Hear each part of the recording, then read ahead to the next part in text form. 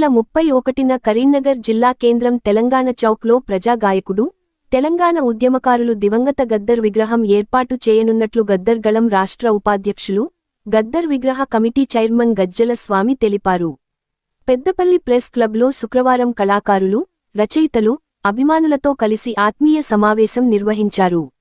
ప్రజాయుద్ధ నౌకగా పేరొంది, అనునిత్యం తన ఆట, పాటల ద్వారా ప్రజల పక్షాన పోరాడిన గద్దర్ను ప్రతి ఒక్కరూ స్మరించుకోవాలని అన్నారు. గద్దర్ విగ్రహ ఆవిష్కరణ కార్యక్రమంలో భాగస్వాములు కావాలని పిలుపునిచ్చారు.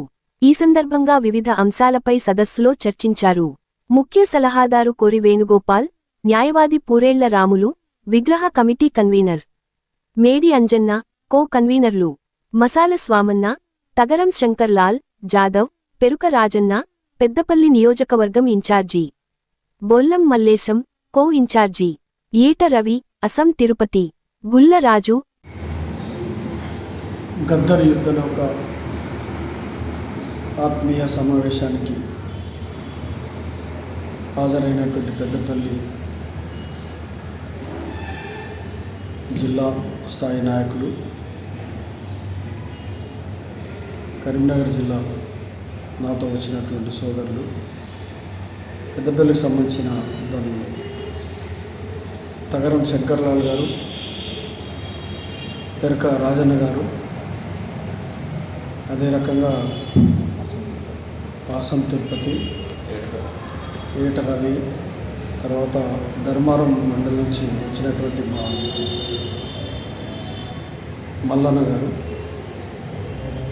అదే రకంగా మా జిల్లా స్థాయి విగ్రహ ప్రతిష్టా కమిటీ సోదరులు ఆవారు లత గారు, మేడి అంజన్న గారు, మీసాల సాయిల్ గారు ఈ సమావేశంలో పాల్గొనడం జరిగింది. ఈరోజు పెద్దపల్లి జిల్లా సంబంధించినటువంటి సమావేశాన్ని ఏర్పాటు చేయడం జరిగింది.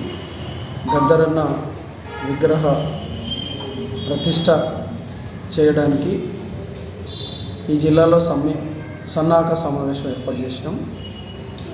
ఈ సమావేశ కార్యక్రమంలో ప్రధానమైనటువంటి అంశం ఏంటి అంటే, చలో కరీంనగర్, గద్దరన్న అభిమానులు, కళాకారులు, రచయితలు,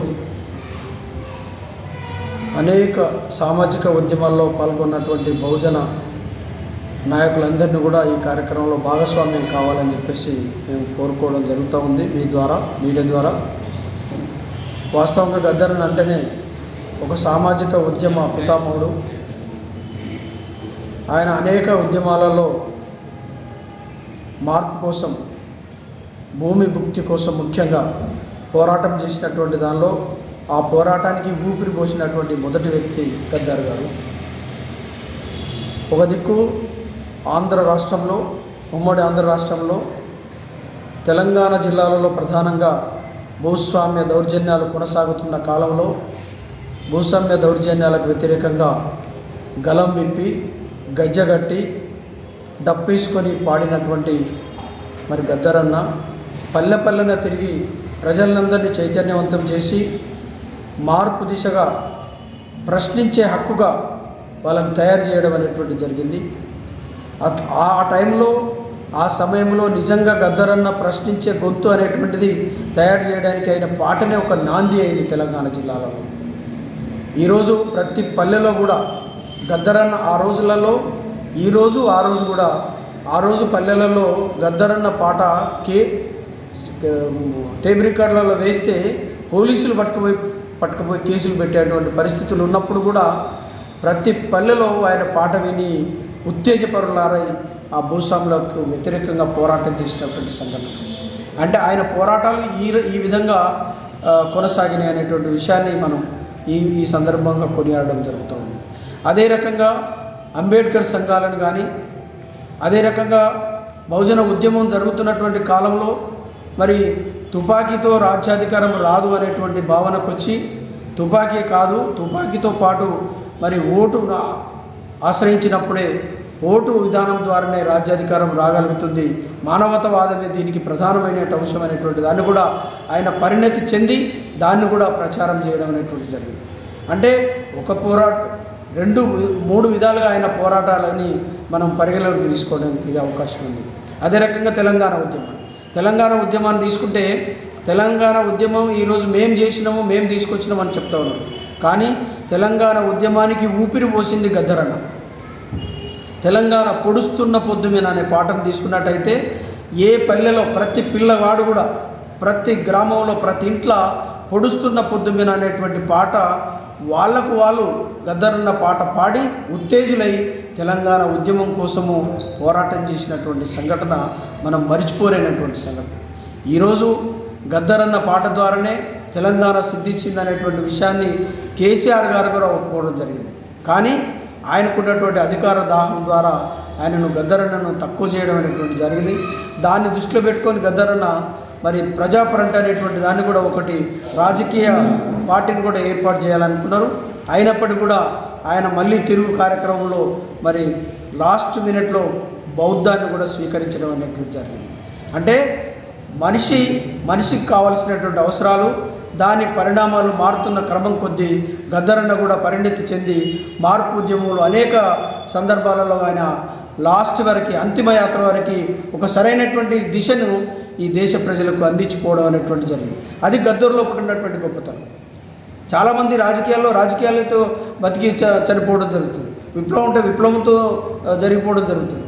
ఇక అట్లా కాకుండా గద్దరన్న తన పరిణితిని మార్చుకుంటూ పరిస్థితులకు అనుకూలంగా, ప్రజలకు అనుకూలంగా, ప్రజల యొక్క పరిస్థితులు, దేశ పరిస్థితులకు అనుకూలంగా దాని ఇజాన్ని మార్చుకొని ఈ ఉన్న ఇజం ఏదైతే ఉపయోగపడుతుందో ఆ ఇజం కోసం పోరాటం చేసినటువంటి వ్యక్తే ఈరోజు గద్దరన్న.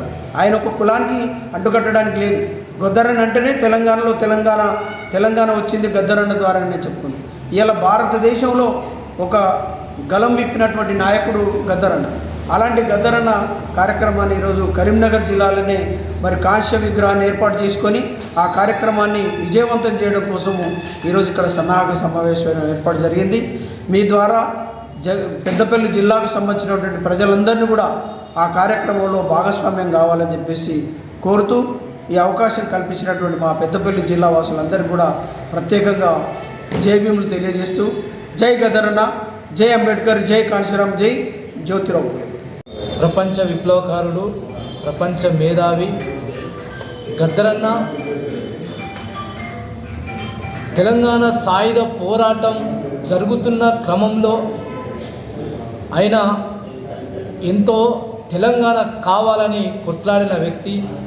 అలాగే విప్లవంలో ఉన్నప్పుడు జరిగినటువంటి తన మీద దాడి, తెలంగాణ ఎప్పుడైతే మాట ఎత్తుకున్నాడో పాలక వర్గాలు గద్దరన్నను గద్దరు ఉంటే ఆటలు సాగాయని గద్దరు మీద తూట వేల్చిండ్రు. పాట మీద తూట వేలింది. బెల్లి లలిత చనిపోయింది. ఈరోజు గద్దరన్న చావడానికి కారణం పాలకులు. గద్దరన్న బాడిలో దించిన తూట వల్ల గద్దరన్న చనిపోయిండు. దానికి పాలకులే బాధ్యత వహించాలి. అందుకే గద్దరన్న ఈ ప్రపంచాన్ని కదిలించినటువంటి పాట, ఈ ఊరు మనదిరా, ఈ వాడ మనదిరా, ఈ పల్లె మనదిరా, ప్రతి పనికి మనమురా, అరే సుత్య మనది, కత్తి మనది, పాల మనది, పలుగు మనది, హా బండి మనైరా, బండెట్లు మనైరా, దొర ఏందిరో వాని పీకుడేందిరో, నడుమ దొర ఏందిరో వాని పీకుడేందిరో, గట్టు మీద దొరోడు చెట్టు లెక్క నిలుసుండి ఆలి నుండి పిల్ల దాకా ఆయి వరుస లేకుండా వాడు తిట్టుడేందిరో మనలో కొట్టుడేందిరో, అరే దొర ఏందిరో వాని జులుమేందిరో, ఈ ఊరు మనదిరా, ఈ వాడ మనదిరా, ఈ ఊరు మనదిరా, ఈ వాడ మనదిరా అంటూ ప్రజలను కదిలించిన ఒక విప్లవ శక్తి గద్దరన్న. అందుకే తన మరణం యావత్తు ప్రపంచానికే ఈరోజు తీరని లోటు. అందుకే అమర హే గద్దరన్న.